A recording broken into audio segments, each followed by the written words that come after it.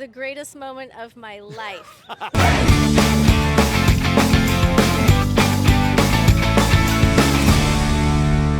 right, so a lot of people have asked how I got into bush flying, and I think really the question would be how I got my wife into bush flying. So the first bush plane I ever bought was a Wilga in 2007 at Oshkosh. It's the first bush plane, and it was actually just because I saw this weird-looking giant red plane I'd never heard of, seen, I knew nothing about, showed up at Oshkosh, and I was able to fortunately buy the first one. And I actually bought it without telling my wife because it became a forgiveness thing, was easier on this particular occasion. So I called my wife, says, I bought an airplane. I hope you like it. So she was really supportive. She's really good about, carrying me on my journey and passion of flight. But she wasn't so sure about bush flying. So we ended up going flying. And I tell you what, the first time she really got it was because she needed to pee. Really? Really?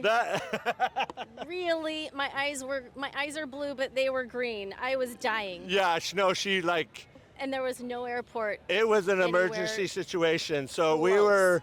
we were across a long desert. She told me she had an emergency and asked for an airport, and there were none. And I'm like calling out like Fillmore Airport's coming up in 45 minutes. We got this airport, that airport. She's like, nope. That is not happening. Nope. Find and a I'm road. like, how about that field right there? And I expected a no way, I'd rather pee my pants. But she goes, can you land there? And I said, that's what we bought this plane for. And she goes, yes, it looks perfect. So this spot that was perfect-ish, but great for a bush plane, we circled around and did a flyby. She wanted me to land that time, but she understood the double check. Was hoping I was actually landing, so one more 2-minute turn wasn't great. And we landed it, and she ran off into the bushes and came back and... It was the greatest moment of my life. So officially, I was into bush planes. And at this moment, she understood bush flying had a benefit. That's where it's at. We ended up staying. It was, oddly enough, in the middle of the desert. It was beautiful.